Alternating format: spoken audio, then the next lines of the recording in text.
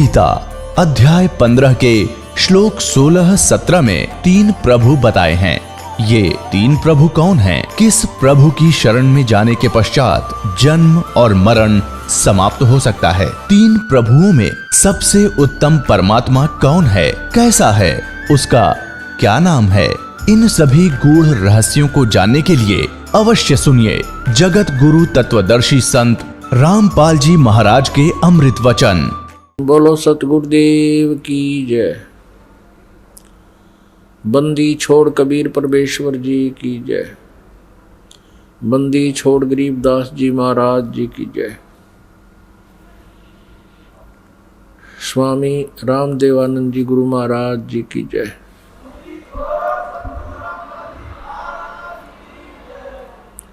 सर्व संतों की जय, सर्व भक्तों की जय, धर्मी पुरुषों की जय, श्री काशी धाम की जय, श्री छुटानी धाम की जय, श्री करोथा धाम की जय, श्री बरवाला धाम की जय। सत सही ग्रीब नमो नमो सतपुरुष को नमस्कार। गुरु की नहीं सुर नर मुनि जन साधुआ संतों सर्वसदी नहीं। सतगुरु साहेब संत सब डंडो तुम प्रणाम। आगे पीछे मध्य हुए तिनको जहाँ कुर्बान। नराकार निर्विषम काल जाल भयभंजनम। निर्लेपम निज निर्गुणम अकल अनुपवेशोन्दुनम। सोहम सुरति समापतम सकल समाना निर्तलय। उज्ज्वल हीरंबर हरदमम बेपरवा अथा है वार पार नहीं मज्जतम। गरीब जो सुमरे सिद्ध होई गणनायक गलता ना। करो अनुग्रह सोई पारस पद परवाना। आदि गणेश मनाऊं गणनायक देवन देवा। चरण कमल लो लाऊं आदंत करूं सेवा। परम शक्ति संगीतम रिद्धि सिद्धिदाता सोई। अवगत गुण अतीतम सत्पुरुष निर्मोही। जगदम्बा जगदीशम मंगल रूप बुरारी। तन मन अर्पों शीशम भक्ति मुक्ति भंडारी। सुर नर मुनि जन ध्यावे ब्रह्मा विष्णु महेशा। शेष शेष मुख गावे पूज्य आदि गणेशा। इंद्र कुबेर सरीखा वरुण धर्म राय ध्यावे। समर्थ जीवन जी का मन इच्छा फल पावे। 33 कोटि अधारा ध्यावे 88। उतरे भवजल पारा कट है यम की फांसी। 33 कोटि अधारा ध्यावे 88। उतरे भवजल पारा कट है यम की फांसी। कर जोरूं विनती करूं धरूं चरण पर शीश। गुरु जी राम देवानंद जी महाराज ने दियो नाम बख्शीश। कोटि कोटि सिजदा करूं कोटि कोटि प्रणाम। चरण कमल में राखियो मैं बंधी जाम गुलाम। कुत्ता हूँ गुरुदेव का रामपाल दास का नाम। गले प्रेम की जेवड़ी जाखें चोवा जाऊं। तो करो तो बावड़ो दूर दूर करो तो जाऊं। जो राखो त्यों ही रहूं। जो देवो सो खाऊं। 7 द्वीप 9 खंड में गुरु से बड़ा ना कोई।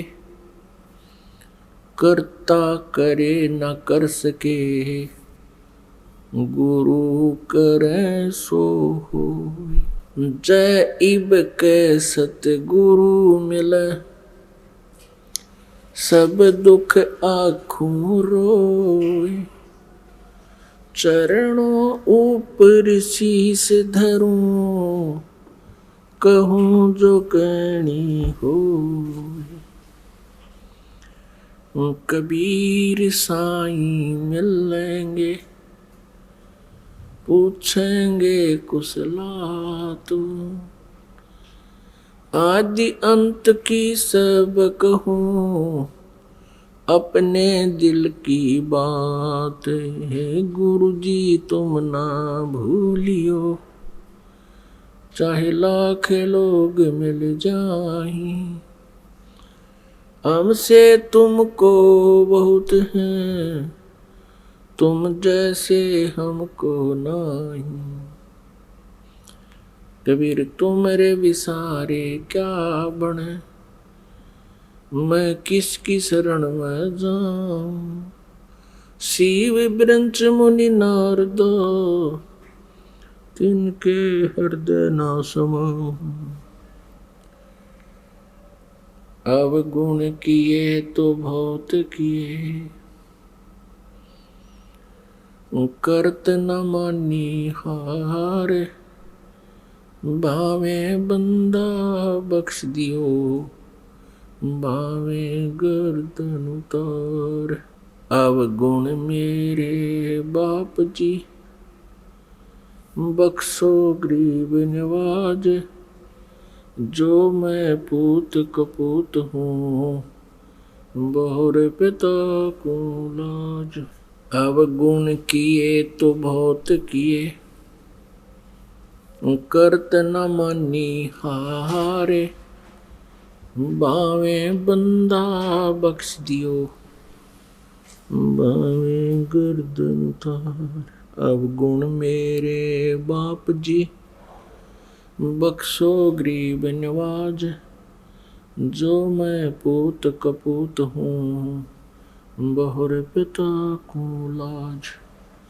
मैं अपराधी जन्म का, नख सिक भरे विकार।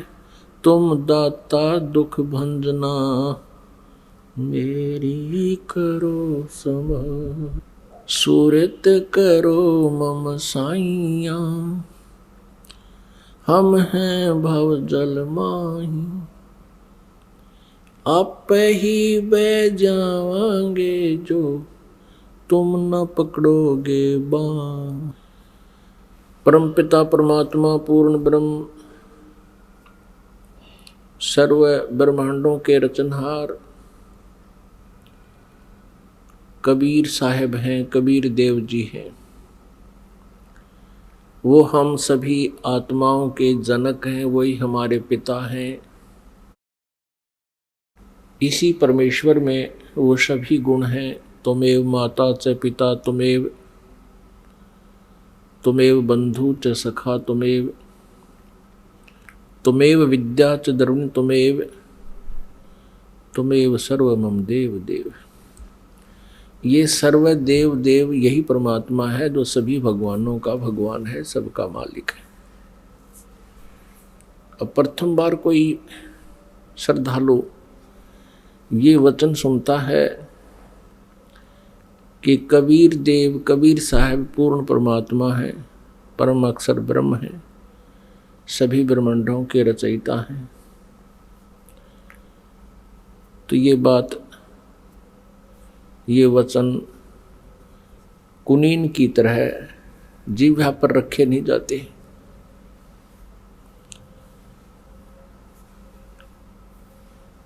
क्योंकि हमने जो ज्ञान सुना हुआ है वो लोक वेद सुन रखे है, वो दंत कथा सुन रखी है। हमने अपने सदग्रंथों का ज्ञान नहीं प्राप्त हुआ हमारे को, क्योंकि हमारे जो गुरुदेव थे हिंदू धर्म के, जो आचार्य थे, गुरु थे, मंडलेश्वर थे, ये तत्व ज्ञानहीन थे। ये सभी ऋषि महर्षि ये तत्व ज्ञानहीन थे। इनको कोई अध्यात्म ज्ञान नहीं था, जिस कारण से हमने परमात्मा की पहचान नहीं हुई और लोक वेद के आधार से जिस भी किसी देव को पूर्ण परमात्मा कहा गया उसको हमने सत्य मान लिया। क्योंकि जो आचार्य होते थे, हिंदू धर्म के गुरु होते थे, वो संस्कृत भाषा के ज्ञाता होते थे और हमारे सभी सद्ग्रंथ संस्कृत भाषा के अंदर ही लिपिबद्ध हैं।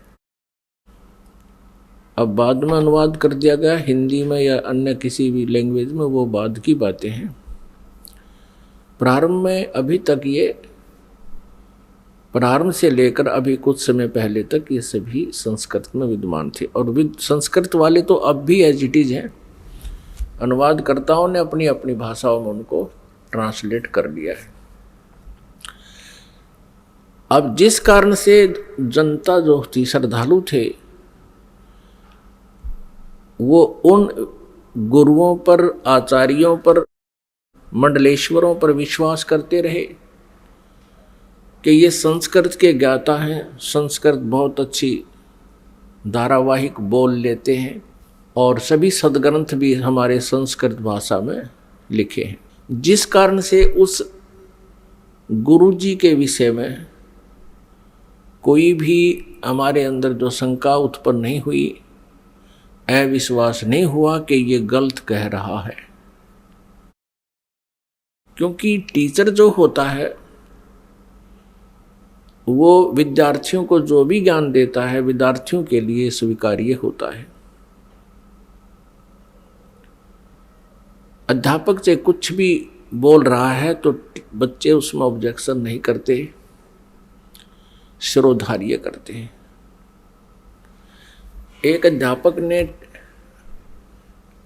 एक कोई प्रश्न का उत्तर इतिहास का बच्चों को पढ़ाया और उस लड़के का पिता भी एजुकेटेड था, लेकिन वो सर्विस नहीं कर रहा था, अपना अन्य व्यवसाय करता था। तो उस लड़के के पिता ने, फादर ने देखा कि जो बच्चे ने प्रश्न का उत्तर लिखा हुआ है वो गलत लिखा है। उसने अपने पुत्र से कहा कि बेटा तुमने ये गलत लिख रखा है। तो लड़के ने उत्तर दिया, नहीं पिताजी, हमारे गुरुदेव ने बोला है ये सही है। तो पिताजी ने कहा, नहीं बेटा इसको ठीक कर लो। तो लड़का बोला, नहीं पिताजी बिल्कुल नहीं करूँगा, ये हमारे गुरुजी ने बोला है, हमारे गुरुजी ने कहा है, हमारे अध्यापक ने कहा है। तो पुण्यात्माओं, आज वही स्थिति आ चुकी है। ये जितने भी आचार्य गुरु थे ये भाषा संस्कृत तो अवश्य जानते थे, लेकिन आध्यात्मिक ज्ञान से ये अपरिचित थे, जिस कारण से ये आज तक भी हमें हमारे सद्ग्रंथों के गूढ़ रहस्यों को नहीं बता पाए। और आज वही तथ्य जो हमारे पवित्र सद्ग्रंथों में विद्यमान हैं, जन साधारण के रूबरू ये दास करवा रहा है, उनको सार्वजनिक कर रहा है इन सीडी के माध्यम से, प्रोजेक्टर के माध्यम से और पुस्तकें बना करके। अब उन गुरुओं को, उन आचार्यों को समस्या उत्पन्न हो रही है जो अभी तक लोक वेद सुना रहे थे, दंत कथा सुना रहे थे। वो क्या कहते थे, कोई तो कहता था कि Shri Vishnu ji is complete God, ये विष्णु जी ही सर्व समर्थ भगवान हैं और यही 3 रूप धारण कर लेते हैं। ब्रह्मा जी के रूप में ये सृष्टि करते हैं, विष्णु जी के रूप में ये सतीथि करते हैं और शिव जी के रूप में ये संहार करते हैं। कोई कहता था कि भगवान शिव महेश हैं, महेश्वर हैं, देवों के भी देव हैं, यही सबके उत्पत्ति करता है और यही 3 रूप धारण करके इस ब्रह्मांड का संचालन कर रहे हैं। यही अखिल ब्रह्मांड के नायक हैं, मालिक हैं। ब्रह्मा जी का रूप धारण करके ये सृष्टि करते हैं, विष्णु जी का रूप धारण करके ही ये सतीथि करते हैं और स्वयं शिव रूप में ये सबका संहार करते हैं। इनके कोई माता पिता नहीं है। तो ये लोक वेद था, ये दंत कथा थी।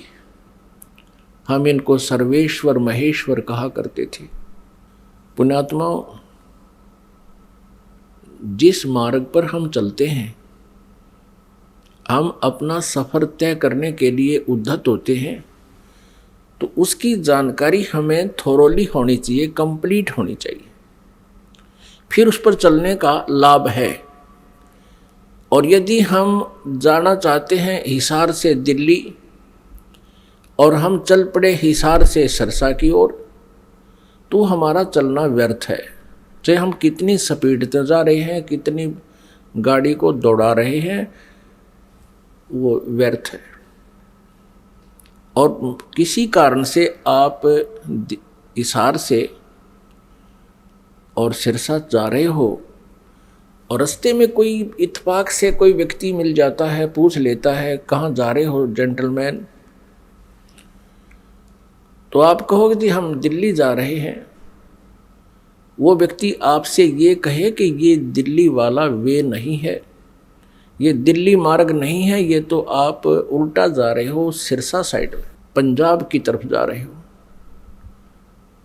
तो उस जेंटलमैन को विचार करना चाहिए कि ये व्यक्ति ऐसे क्यों बोल रहा है, क्योंकि वो तो अपने हिसाब से दिल्ली जा रहा है, लेकिन उसकी अपनी सोच है कि वो दिल्ली जा रहा है, लेकिन मार्ग गलत है, उसकी दिशा गलत है। तो उस जेंटलमैन को, उस भद्र पुरुष को चाहिए वेरीफाई करे। और वेरीफाई करने का सबसे इजी तरीका ये है, या तो किसी और व्यक्ति से पूछे और वो भी यही कह रहा है और आपका नहीं यकीन हो रहा, तो फिर मैप देखे, मैप अपना मानचित्र देखे और पूछे मैं कहाँ खड़ा हूँ, तो वो लिखा है शहर का नाम कि आप यहाँ सिरसा आ चुके हो, सिरसा से 10 किलोमीटर दूर खड़े हो। तो फिर मानचित्र भी यही बता रहा है और सामने वाला जो भद्र पुरुष आपको बताना चाहता है कि आपकी दिशा गलत है। तो फिर क्या करना चाहिए? उस समझदार व्यक्ति होगा तो तुरंत मुड़ जाएगा। वो ये ना देखेगा मैंने इतना सफ़र तय कर लिया, अब मेरा क्या बनेगा इतने सफ़र का। वो तुरंत मुड़ जाएगा और उस भूल को सुधारेगा। ठीक इसी प्रकार जो भक्तात्मा गलत साधना कर रहे हैं वो कुमार्ग पर जा रहे हैं। जिन पुण्यात्माओं को ये ज्ञान गलत प्राप्त है वो कुमार्ग पर जा रहे हैं। परमात्मा पाने वाला वो मार्ग नहीं है। और आपको अब ये दास कह रहा है कि आप गलत मार्ग पर जा रहे हो, इससे वापस हो जाओ। और आप चले गए हो 50-60 किलोमीटर दूर कुमार्ग पर, और वहाँ आपको पता चलता है कि आप गलत आ गए, तो आपकी समझदारी है कि तुरंत वापस हो जाना चाहिए। और यदि आप ये सोचो कि अब इतने सफ़र का मैंने तय कर लिया, ये तो व्यर्थ गया, मैं तो वापस नहीं होऊंगा, तो ये बुद्धिमता नहीं, ये तो मूर्खता कही जाएगी। इसी प्रकार आप जी किसी भी इस गुरु इष्ट संत के पास किसी भी इष्ट की पूजा कर रहे हो, और आपने किसी ने 5 वर्ष, किसी ने 10 वर्ष, किसी ने 20 वर्ष, किसी ने 30 वर्ष भी हो चुके हैं, वहाँ डले ढो रहे हैं। आज आपको ये पता चलता है कि आपका मार्ग गलत है, तो आप जी को चाहिए, क्या चाहिए? अब इसमें कहने की आवश्यकता नहीं गनी, बुद्धिमान को संकेत बहुत है। आपको चाहिए कि तुरंत उस मार्ग को त्याग कर, ये नहीं सोचना चाहिए कि 20 वर्ष की साधना का मेरा क्या होगा, 30 वर्ष की साधना मैंने इस पंथ में कर ली, मेरा क्या होगा। वो तो हो चुका है, तेरा जो होना था वो तो बर्बाद हो चुके हो तुम। आप जी को मार्ग पर इतनी सफ़र कर चुके हो 100 किलोमीटर, इससे वापस होना ही हितकारी है। आपका इसी में शुभ है, तुरंत वापस हो जाओ, त्याग दो उसको। अब परमात्मा कहते हैं, भेड़ा देखा दरदरा उत्तर चले फड़क। अब क्या कहते हैं परमात्मा के, जैसे हम गलत, पहले बेड़ा होता था, बेड़े चला करते थे, दरिया पार करने के लिए नौका भी नहीं होती थी, तो उसमें बेड़ा बनाया करते थे। बेड़ा, वो बेड़ा तो आपको याद नहीं होगा, लेकिन ये समझ ले नौका है। जिस नौका में आप बैठे हो उस नौका में पानी भर रहा है, उसमें उसका नीचे का बेड जो है वो डैमेज हो चुका है, और साथ में दूसरे वाला बिल्कुल जो है सही नौका साथ में आ जाता है, और आपको पता चल जाता है कि ये तो डूबोगे तुम इस नौका में जिसमें बैठे हो, पानी भर रहा है इसके अंदर। तो कहते हैं परमात्मा, कहते हैं बेहरा देखा जर्जरा और उत्तर चले फड़के, डूबे थे पर उबरे। कबीर परमेश्वर जी हमें बताना चाहते हैं कि जो बुद्धिमान होंगे वो ऐसा करेंगे, डूबे थे पर उबरे, गुरु के ज्ञान चमक, और भेरा देखा जर्जरा उत्तर चले फड़क। कहते हम तो डूबे थे, 84 लाख योनियों में चले जाते, गुरु जी के ज्ञान से फिर हम फड़क गए एकदम फड़कना माने न जबरदस्त भयभीत हो जाना, और एकदम फड़क के यानी ऐसे चमक के कूद जाना, एकदम चमक जाना, मतलब सेकंड का विचार भी नहीं करने का समय है। डूब रहा है तो एकदम दूसरा साथ में खड़ा है, अच्छा स्थान है, तो उस पर चमक एकदम कूद जाना, उसको कहते हैं डूबे थे पर उबरे। गुरु के ज्ञान चमक, लोग एकदम चमक का पड़ा है भाई, एकदम ऐसे सतर्क हो जाना। और भेरा देखा जर्जरा, जर्जरा माने टूटन डूबन हो रहा है, तो उत्तर चले फड़क। तो उस पुण्यात्मा को अब विलंब नहीं करना चाहिए गुरु बदलन में। उस मार्ग में कितना ही चला गया उसको तुरंत त्याग देना चाहिए। वो तो बिल्कुल कुमार्ग पर, आप तो 200 किलोमीटर 100 किलोमीटर दूर चले गए हो, वह आना वापस पड़ेगा, आना ही पड़ेगा। आगे जितने कदम रखोगे वो गलत ही है, दूर ही जाओगे। तो जैसे कोई तो श्री ब्रह्मा जी को रचयिता बताते हैं, कोई श्री विष्णु जी सतगुण जी को रचयिता बताते हैं, कोई तम गुण श्री शिव जी को रचयिता बताते हैं, कोई श्री ब्रह्मा जी रजोगुण को ब्रह्मांड का रचयिता बताते हैं, सभी ब्रह्मांडों का। पुण्यात्माओं, ये लोकवेद है। और कोई कोई कहता है कि दुर्गा ही सबकी सृष्टि सर्जनहार है, जो दुर्गा जी के उपासक हैं। जो श्री देवी जी के उपासक हैं वो देवी जी को ही सब कुछ मानते हैं, और जो ब्रह्म के उपासक हैं, ब्रह्म, वो ब्रह्म को ही सर्वेस्वा मानते हैं।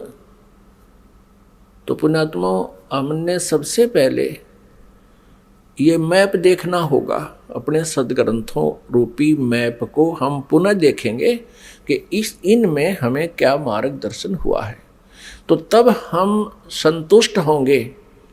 अभी तक तो हम किसी से कुछ सुन रहे हैं भगवान के विषय में, किसी महापुरुष ने कुछ ज्ञान दिया है, किसी ने कुछ दिया है, और हम विद्यार्थी हैं, श्रद्धालु हैं। जो भी संत गुरु जी हमें जैसा भी भगवान के विषय में ज्ञान देता है, हम बिना किसी शंका के, बगैर किसी ऑब्जेक्शन के हम स्वीकार कर लेते।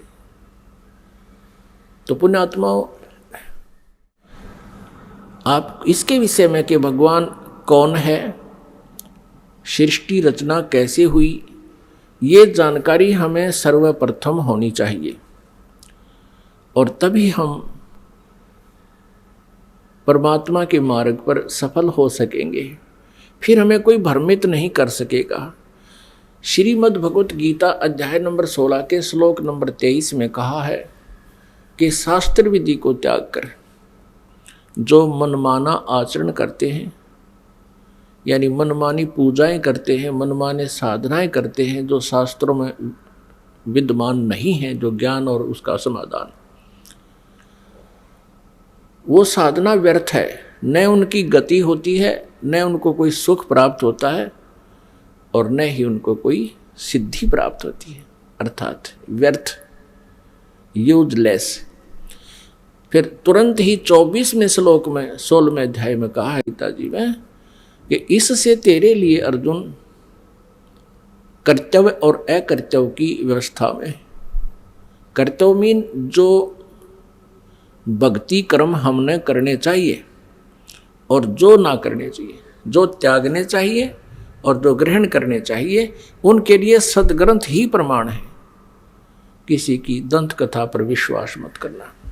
फिर गीता जी अध्याय नंबर 2 के श्लोक नंबर 53 में कहा कि अर्जुन, जिस समय तेरी बुद्धि भिन्न भिन्न प्रकार के भ्रमित करने वाले ज्ञानों से, वचनों से हटकर केवल एक तत्व ज्ञान पर, परमात्म ज्ञान पर स्थिर हो जाएगी, तब तू योग को प्राप्त होगा, तब तो तू भक्त बनेगा, तब तो तेरी भक्ति प्रारंभ होगी। जब तू एक ज्ञान पर, शास्त्र अनुकूल ज्ञान पर तू स्थिर हो जाएगी तेरी बुद्धि, फिर तू डगमग ना होकर के सीधे सुमार्ग पर चल पड़ेगा। फिर जितने भी कदम इस भक्ति सफर में रखेगा वो तेरे शुभ होंगे, लाभदायक होंगे। अब सृष्टि रचना के बारे में बहुत से असमंजस हैं। जैसे जैन धर्म के व्यक्ति, श्रद्धालु, आचार्य, मुनि, वो कहते हैं कि इस सृष्टि का कोई रचयिता नहीं, कोई इसका संहार करता नहीं, अनादि है, अपने आप बनती है, अपने आप ये चलती है। ऐसा ही नहीं, और भी बहुत से श्रद्धालु हैं। कोई कहते हैं विष्णु जी ने इसकी रचना की है, जैसे अब पीछे हम बता चुके हैं। इसके विषय में आप जी को विशेष डिटेल से बताएंगे। परमेश्वर कबीर देव जी का जो प्रसंग चला था कि ये पूर्ण परमात्मा है, पूर्ण ब्रह्म है, कंप्लीट गॉड है, ये विश्वास आप जी को नहीं हो सकता जब तक हम इनके गुणों से परिचित नहीं होंगे। और गुण कहाँ होते हैं? उनके जीवनी में, उनके इतिहास में लिखे होते हैं। जैसे विष्णु जी, श्री शिव जी, श्री विष्णु जी, श्री ब्रह्मा जी, इनकी जानकारी भी इनकी जीवनी में, इनके इतिहास में लिखी है, पुराणों में। और परमेश्वर कबीर जी की महिमा सूक्ष्म वेद में लिखी है, सूक्ष्म वेद में। आदि शंकराचार्य जी के इतिहास में दास ने पढ़ा, उन्होंने भी सूक्ष्म वेद का समर्थन किया है। आदि शंकराचार्य ने कहा है कि 4 वेद, ऋग्वेद, यजुर्वेद, सामवेद और अथर्ववेद, ये तो अवेलेबल हैं, लेकिन सूक्ष्म वेद वो 5वां है। उसके विषय में उन्होंने कहा कि वो कैलाश पर्वत पे है। अब कारण क्या है कि 5वें वेद को इस काल ने, ब्रह्म ने नष्ट कर दिया, सूक्ष्म वेद को। उस सूक्ष्म वेद को देने के लिए परमेश्वर स्वयं यहाँ आते हैं, अपने सतलोक से चलकर, मुक्ति धाम से, सनातन परम धाम से गति करके यहाँ आते। उस छुपे हुए ज्ञान को जो काल भगवान ने, ब्रह्म भगवान ने नष्ट कर दिया, यानी छुपा रखा है, वो किसी तक नहीं आने देता। तो उस 5वें वेद को परमात्मा बताने के लिए आते हैं। उस 5वें वेद में लिखा है, और उस वेद को, उस ज्ञान को परमात्मा ने 600 वर्ष पहले अपने मुखारविंद से, अपने मुख कमल से बोला था। इसलिए गीता जी अध्याय नंबर 4 के श्लोक नंबर 32 में कहा है कि अर्जुन, गीता जी अध्याय नंबर 4 के श्लोक नंबर 25 से लेकर 31 तक बताया गया है, कोई देवताओं की पूजा करता है, कोई स्वाध्याय ही करता है, कोई तीक्ष्ण अहिंसावादी व्रतों पर ही आधारित है, कोई प्राणायाम आदि करके ही अपनी साधना को सफल मानता है। ये इस आध्यात्मिक ज्ञान का, धार्मिक यज्ञों का, यज्ञ माने अनुष्ठानों का विस्तार से विवरण 4थे अध्याय के 32वें श्लोक में कहा है कि वो सच्चिदानंद घन ब्रह्म की वाणी में विस्तार से कहा गया है।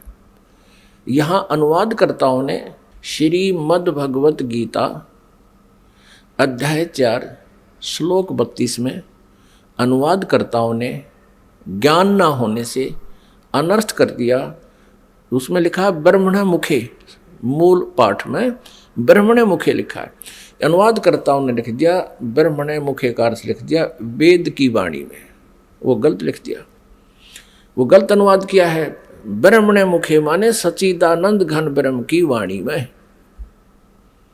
जो अपने मुख से, मुखे माने अपने मुख से मालिक ने जो बोली है, उस मुख से बोली हुई वाणी में विस्तार से कहे गए हैं, और वो है कबीर वाणी। ब्रह्मणे का अर्थ यहाँ इन्होंने गलत कर दिया, वेद लिख दिया। और गीता जी अध्याय नंबर 17 के श्लोक नंबर 23 में ओम तत्सत इति निर्देश है ब्रह्मण त्रिविद समर्थ है, वहाँ ब्रह्मणे का अर्थ इन्होंने ठीक किया है, क्योंकि यहाँ विचलित नहीं हुए। ये सच्चिदानंद घन ब्रह्म लिखा है ब्रह्मणे का अर्थ, तो यहाँ चौथे अध्याय के 32वें श्लोक में भी ब्रह्मणे का अर्थ लिखना पड़ेगा सच्चिदानंद घन ब्रह्म की वाणी में विस्तार से कही गई। फिर चौथे अध्याय के 34वें श्लोक में कहा कि वो तत्व ज्ञान है जो 5वें वेद में लिखा है, सूक्ष्म वेद में लिखा है। उस तत्व ज्ञान को तू तत्वदर्शी संतों के पास जाकर समझ। उनको दंडवत प्रणाम करने से, कपट छोड़ के विनम्र भाव से प्रसन्न करने से वो तत्वदर्शी संत तुझे उस परमात्म तत्व का ज्ञान कराएंगे। इससे ये भी सिद्ध हो गया कि गीता ज्ञानदाता उस 5वें वेद से परिचित नहीं है, इसलिए उसने ऑप्शन छोड़ दिया कि आप उस ज्ञान को तो तत्वदर्शी संतों से समझो। तो परमेश्वर कबीर देव जी स्वयं आते हैं वो पूर्ण ब्रह्म तत्वदर्शी संत की भूमिका करने के लिए। उन्होंने 600 वर्ष पहले, क्योंकि परमेश्वर कबीर जी सन 1398 में यानी संवत 1455 विक्रमी संवत 1455 जून यानी ज्येष्ठ की पूर्णमासी को एक शिशु रूप धारण करके कमल के फूल पर विराजमान हुए थे काशी शहर में लहरतारा तालाब में। फिर लीला करते हुए बड़े हुए, उनको एक नीरुनिमा नाम के जुलाहा उठा ले गए थे। उसी व्यवसाय में मालिक रहने के कारण वो परमेश्वर जुलाहा धारण कहाए। उन्होंने 600 वर्ष पहले अपने उस सूक्ष्म वेद में लिखा है, बताया है, उसको ये दास अब अपने शब्दों में परमात्मा के ज्ञान को आप तक पहुंचाना चाहेगा। परमेश्वर ने बताया है कि सबसे पहले केवल अकेले पूर्ण परमात्मा थे, कबीर देव थे। वो अनामय लोक में रहते थे, अनामय, और परमात्मा अकेले थे। उसके बाद परमेश्वर ने अन्य 3 लोकों की और रचना की। अकय लोक से नीचे वाला अनाम्य लोक कहो चाहे अनामी लोक कहो, अकय लोक कहो। अकय लोक से नीचे अगम लोक है, उससे नेक्स्ट अलख लोक है, और फिर उससे जो तीसरा स्थान नीचे सत्यलोक है, जिसको सनातन परमधाम कहते हैं। और सत्यलोक में परमात्मा सत्य पुरुष नाम से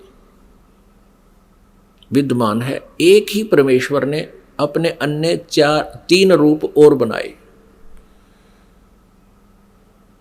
तो इस प्रकार प्रत्येक लोक में परमात्मा अलग अलग नामों से, अलग अलग स्थिति से स्वयं ही विराजमान हुए। अब सतलोक के अंदर सृष्टि रचना प्रारंभ की। पुण्यात्माओं, जैसे केवल पृथ्वी लोक पर ही, इस पृथ्वी ग्रह पर ही सृष्टि जो है विद्यमान है, और अन्य ये जितने ग्रह हैं, मंगल ग्रह, बुध ग्रह, ये शनि ग्रह, ये सब खाली पड़े हैं। इसी प्रकार सतलोक के अंदर परमात्मा सत्य पुरुष कबीर देव जी, जिसको परम अक्षर ब्रह्म भी कहते हैं, उन्होंने वहाँ सतलोक में रचना शुरू की। एक वचन से 16 द्वीप बना दिए, 16 द्वीप, और फिर एक एक वचन से एक एक पुत्र की उत्पत्ति कर दी। उन 16 पुत्रों को प्रत्येक द्वीप में रहने का आदेश दे दिया और अपने उन 16 पुत्रों में से एक पुत्र का नाम अचिंत है।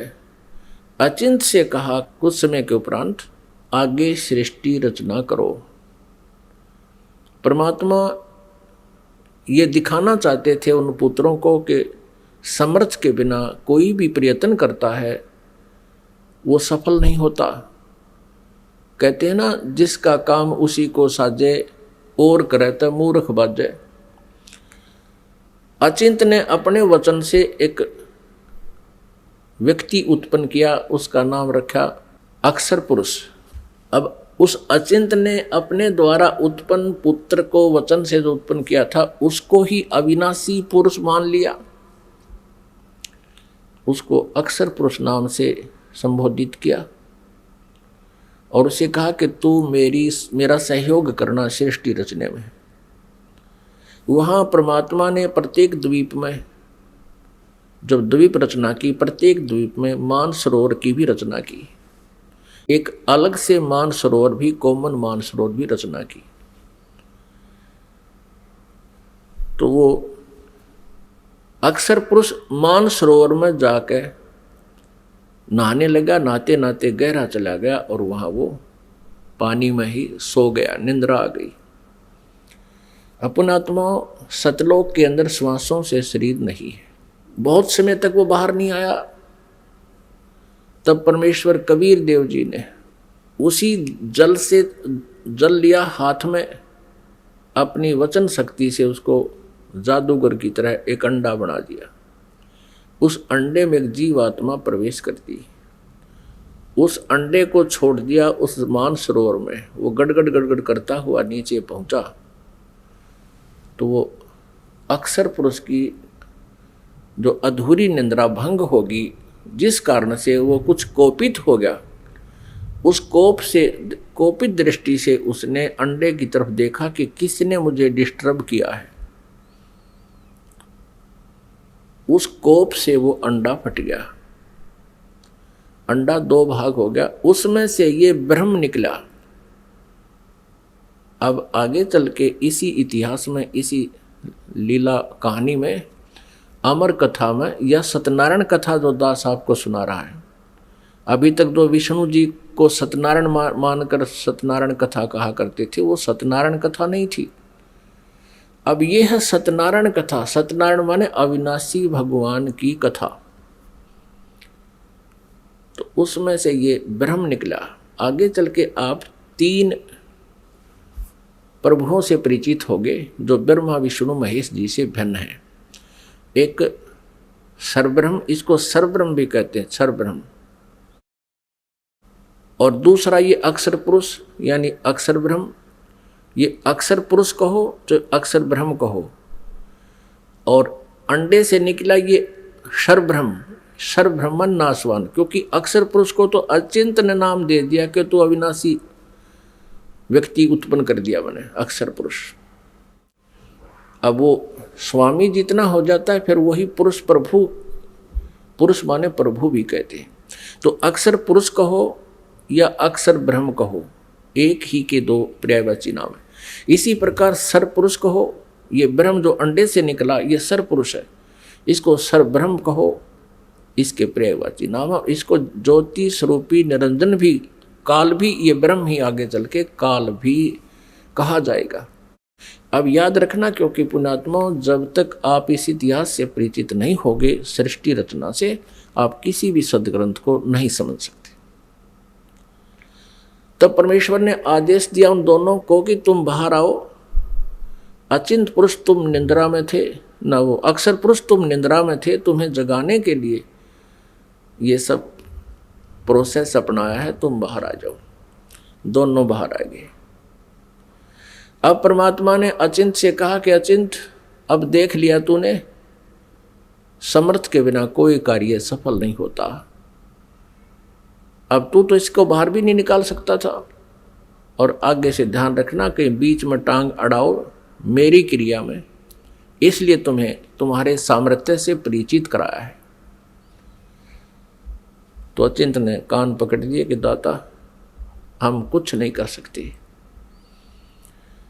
अब परमेश्वर ने आदेश दिया उन दोनों को, किसको? सरपुरुष अर्थात जिसको सरब्रह्म भी कहते हैं, जो आगे चल के ब्रह्मा विष्णु महेश का पिता सिद्ध होगा इसी कथा में।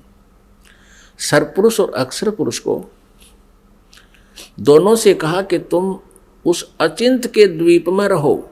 इन दोनों ने आज्ञा का पालन किया और तीनों कौन? अचिंत, अक्षर पुरुष और सरपुरुष, जिसको सरब्रह्म भी कहते हैं।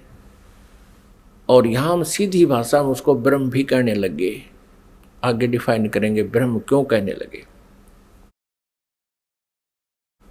अब ये तीनों एक द्वीप में रह रहे हैं। बाकी जो अन्य 15 जने हैं परमात्मा के वचन से उत्पन्न वो पुत्र, वो अलग अलग सिंगल द्वीप में रह रहे थे। कुछ समय उपरांत परमेश्वर ने हम सभी आत्माओं को, आप जी को, सारे ब्रह्मांडों की जितनी आत्माएं हैं, अपने शरीर से, अपने वचन से उत्पन्न कर दिया।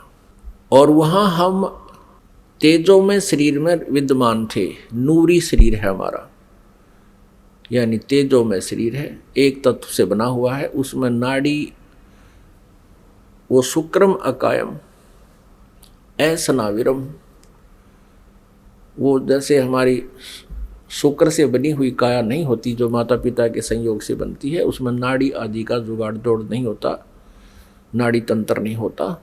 इसी ऐसा ही शरीर परमात्मा का है, साकार है, मनुष्य दृश्य है, तेजो में है। लेकिन परमात्मा के शरीर का और हमारे शरीर के नूर में, सामर्थ्य में, शक्ति में और उसके नूर में, प्रकाश में अंतर है। पूर्ण परमात्मा सत्य पुरुष यानी कबीर देव जी का जो सतलोक में शरीर है, उसका एक रोमकूप में करोड़ सूर्य, करोड़ चंद्रमा से भी अधिक रोशनी है। और हमारा वहाँ शरीर कैसा था, जो शेष वहाँ रह रहे हैं उनका कैसा शरीर है, और हम जब परमात्मा ने अपने वचन से उत्पन्न किए थे तब हमारा कैसा शरीर था? मनुष्य दृश्य था। और हमारा शरीर 16 सूर्य जितने प्रकाश युक्त था। हमारे पूरे बॉडी का शरीर 16 सूर्य जितना तेज था, यहाँ की जो सूर्य, लेकिन गर्मी ना हो। हम सभी वहाँ रहने लगे। वहाँ कोई दिक्कत नहीं थी, किसी प्रकार का कोई अभाव नहीं था। वहाँ जरा और मरण नहीं था, वहाँ जन्म मृत्यु नहीं होता था, और बुढ़ापा भी नहीं आता था वहाँ पर। अपने आत्माओं यह विचार करना कि हम यहाँ कितने दुखी हैं, और फिर भी हम ये सोचे हैं हमारी मृत्यु ना हो। और जबकि हमें पता है कि मृत्यु तो डेफिनेट होगी, यहाँ का विधान है, और फिर भी हमारी मरने की इच्छा नहीं।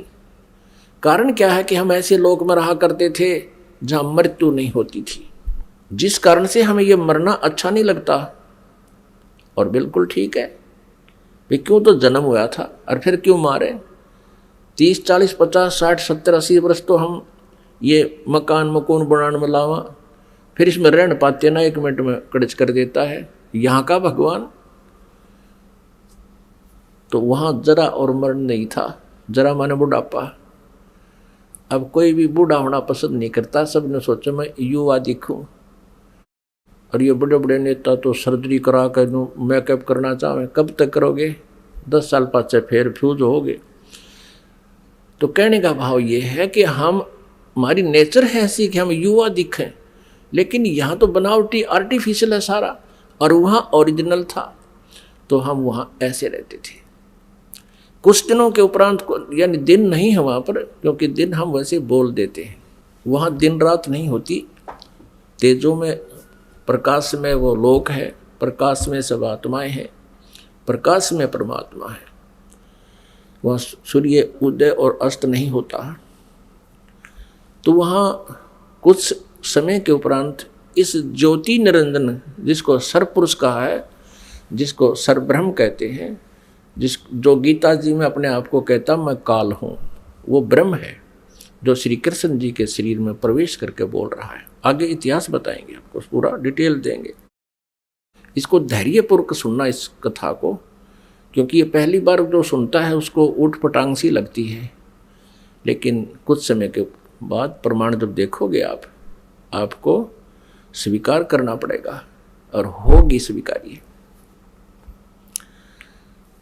कुछ समय उपरांत इस सरपुरुष में एक खरपतवार उत्पन्न हुआ, खुरापात उत्पन्न हुआ।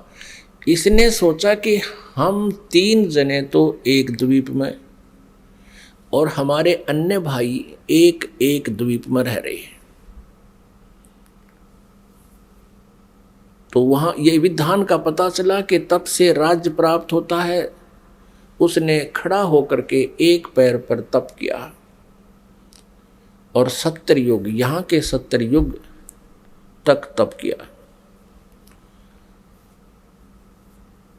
तब पूर्ण परमात्मा ने, सत्य पुरुष ने, कबीर देव जी ने पूछा कि पुत्र तू किस लिए ये तप कर रहा है, क्या इच्छा है तेरी? तब इसने कहा कि भगवान ये द्वीप मेरे लिए छोटा है, थोड़ा है। हम 3 एक द्वीप में रह रहे हैं, अन्य भाई मेरे अलग द्वीपों में एक एक रह रहे हैं, मुझे अलग स्थान चाहिए। परमात्मा ने कहा ठीक है भाई, तुझे 21 ब्रह्मांड दे दिए। जैसे एक धनी पिता अपने पुत्र को 21 प्लाट दे दे, अगले बेटा ये तेरे हिस्से में 21 प्लाट आए। अब उन प्लाटों को पाकर, 21 ब्रह्मांड को पाकर, ये क्षरब्रह्म, हम संत लैंग्वेज में इसको क्षर ब्रह्म कहते हैं। क्षर ब्रह्म, क्षर अक्षर, अक्षर तो ये अक्षर ब्रह्म तो ये परब्रह्म है जो अचिंत के वचन से उत्पन्न हुआ, और क्षर ब्रह्म है ये परमात्मा के वचन से, अंडे से उत्पन्न हुआ। ये क्षर ब्रह्म जो है 21 ब्रह्मांडों में, कभी उसमें जा कभी उसमें सैर सपट्टे करे, देख रहा है इनको। फिर मन में इसने सोचा कि इनमें कुछ कंस्ट्रक्शन होनी चाहिए। इस उद्देश्य से इसने फिर 70 युग तब फिर किया। तब परमेश्वर ने पूछा भी अब क्या चाहता है? प्लाट तेरे को दे दिए, 21 ब्रह्मांड दे दिए। तब इसने कहा प्रभु कुछ कंस्ट्रक्शन का, यानी कोई रचना सामग्री दो मुझे, ताकि मैं कुछ उसमें रचना बना करूं। यानी अब जैसे प्लाट दे दिए, उसके पास तो फिर भी कुछ को नहीं, पिता से मांगता है कुछ पैसे दो या ईंट सीमेंट मटेरियल अवेलेबल कराओ। तब परमेश्वर कबीर देव जी ने इस सरपुरुष को, क्षर ब्रह्म को 5 तत्व और 3 गुण दे दिए। अगले बेटा बना खिलौने रखे दिन से, इनको पाकर बड़ा प्रसन्न हुआ। फिर इसने सोचा कि मैं इसमें कंस्ट्रक्शन भी कर लूंगा, तो फिर अकेला कैसे दिल लगेगा मेरा। इसने सोचा कि कुछ आत्माएं भी मैं प्राप्त करूं भगवान से। इस क्षर ब्रह्म ने, इस काल भगवान ने फिर तप फिर प्रारंभ किया, एक पैर पे खड़ा हो गया।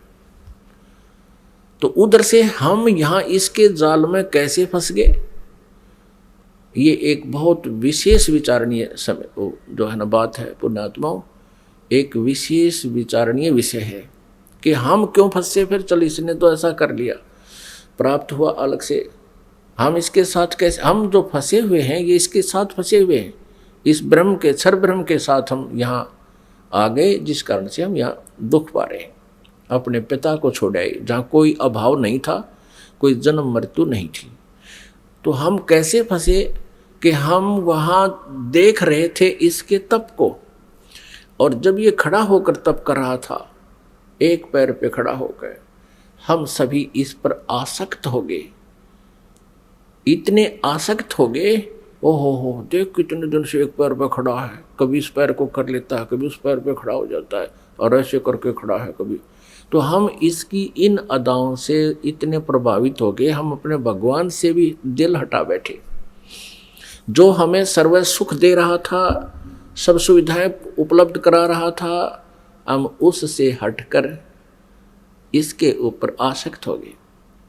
तो पुण्यात्माओं, यही बीमारी, यही स्वभाव आप और हम सभी को वहाँ से लगी थी। जैसे यहाँ के हीरो और हीरोइन, अभिनेता अभिनेत्री, अपने पेट के लिए, रोजी रोटी के लिए एक्टिंग करते हैं, अदाएं करते हैं, उछल कूद करते हैं, और ये युवा वर्ग बच्चे उनको देखकर इतने आसक्त हो जाते हैं, पूछो मत।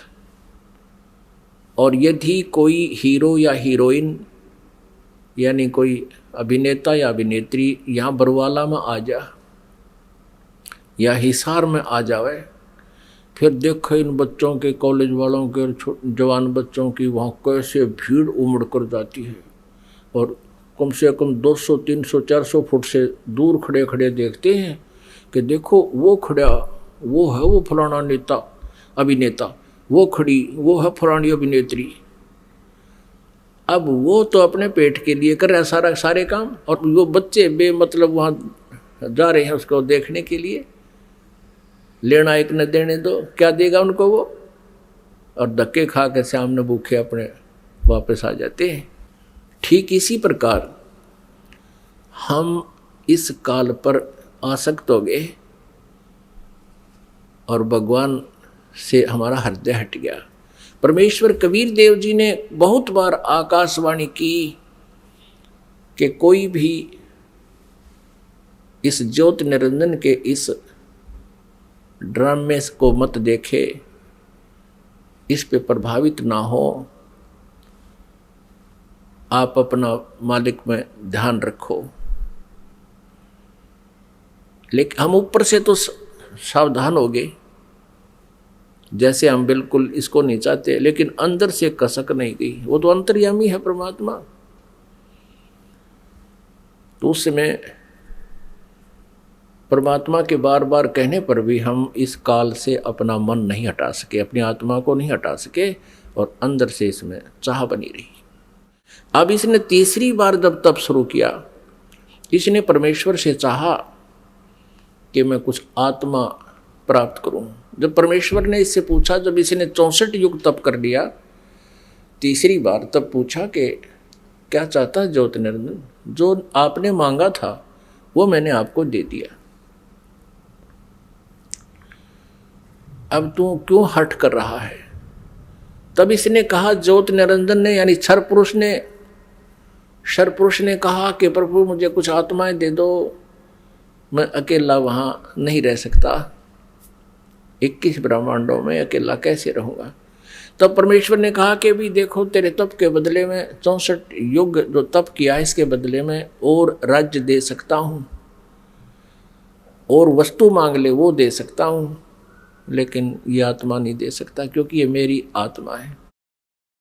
अब ये मेरे वचन से उत्पन्न हुई है, मेरा अंश है, अपने अंश को मैं कैसे दे सकता हूं।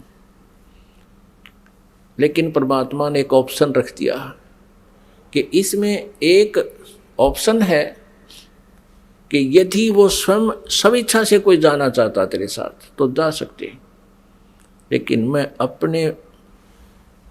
अपनी तरफ से उनको नहीं डाल सकता कुएं में। तब ज्योति निरंजन हमारे पास आया, ये क्षर पुरुष हमारे पास आया। जितनी आत्माएं आज इसके ब्रह्मांडों में हम कैद हो गए, यहाँ कष्ट उठा रहे हैं, ये सभी आत्माएं इसके चारों तरफ उमड़ कर खड़ी होगी। जैसे हीरो आता है, अभिनेता आता है। इसने कहा हमसे कि मैंने पिताजी से 70 युग तप करके बहुत बड़े ब्रह्मांड प्राप्त किए हैं। वहाँ पर स्वर्ग बनाऊंगा, महास्वर्ग बनाऊंगा, हीरे पन्ने लालों के मैं पहाड़ बनाऊंगा, वहाँ दूधों की नदी बहाऊंगा, और तुम चलोगे मेरे साथ। अब हम तो पहले ही उसको चाह रहे थे, चाहे वो कुछ भी ना बनाता, उसको चाह रहे थे, उसके ऊपर आसक्त हो चुके थे। तो सभी ने कहा कि हम तैयार हैं आपके साथ चलने को, लेकिन यदि पिताजी आज्ञा दे देंगे तो हम जा सकेंगे। इस क्षर पुरुष ने परमेश्वर कबीर देव जी से, पूर्ण ब्रह्म से, परम अक्षर ब्रह्म से प्रार्थना की। आकर के वापस प्रभु के पास जाकर के करबद्ध खड़ा होकर के कहा कि परमेश्वर, कुछ आत्माएं मेरे साथ जाने को सहमत है। परमात्मा ने कहा, परमेश्वर कबीर देव जी ने कहा कि मेरे सामने हाँ भरवा दे, तब मैं मानूं, तब भेज दूंगा। अब परमेश्वर आए, कबीर देव जी हमारे पास, साथ में ज्योति निरंजन भी आया। परमेश्वर कबीर देव जी ने परम अक्षर ब्रह्म ने पूछा कि आत्माओं जो ज्योति निरंजन के साथ यानी क्षर पुरुष के साथ जाना चाहते हैं वो हाथ खड़ा करके स्वीकृति दें। अब अपने पिता के सामने हिम्मत नहीं पड़ी किसी भी आत्मा की इतना ढीठपना करें, सबने नीची गर्दन कर दी। तब परमेश्वर ने कहा कि अरे ज्योति निरंजन, अरे क्षर पुरुष, आप तो कह रहे थे कुछ आत्माएं तैयार हैं, ये तो कोई भी नहीं बोल रहा, सन्नाटा छा गया। तब एक आत्मा सबसे पहले खड़ा हुआ। उसने सोचा कहीं हम रह जावा यहीं पर। उसने खड़ा होकर कहा कि पिताजी, हाँ, उसने हाथ खड़ा किया कि पिताजी मैं जाना चाहता हूँ। फिर तो हम जैसे सारे सोचा कदे हम पीछे रह जाए, हमने भी सब न कर दिया, ऐसे सब ने हाथ खड़े कर दिए। जितने भी खरबों अनगिन यहाँ पर आए हुए हैं, अकाउंटिंग नहीं कर सकते, इतने जीव आगे इसके अलावा से। परमात्मा के पास तो सब अकाउंटिंग है, सब उनकी डिटेल है, लेकिन हम नहीं कर सकते जीव संज्ञा। जितने भी 21 ब्रह्मांड में प्राणी हैं ये सब सतलोक से आए हैं, चाहे चींटी है, चाहे हाथी है, रंक है या राजा है, किसी भी पशु पक्षी की योनि वो जीव जंतु की भोग रहा है। तब परमेश्वर ने कहा, भाई ठीक है ज्योति निरंजन, जिन जिन ने तेरे साथ आने का हृदय से चाह की है, सब इच्छा से तेरे साथ जाना चाहते हैं, उनके सब के नंबर नोट मैंने कर लिए, वो मेरे पास है। आप जाओ अपने ब्रह्मांडों में, क्योंकि ये ब्रह्मांड पहले वहीं थे सतलोक के एक लास्ट कोने में, बिल्कुल एकांत स्थान पर सतलोक में, और हम रह रहे थे उस मेन सतलोक में। जैसे एक तो बाहरी विलेज हो दिल्ली क्षेत्र के, दिल्ली राज्य के एक शहरों का स्थान, बीच में मध्य स्थान हो, हम वहाँ रह रहे थे। और इस काल के थे बाहरी दिल्ली, समझ लो वहाँ 21 ब्रह्मांड थे।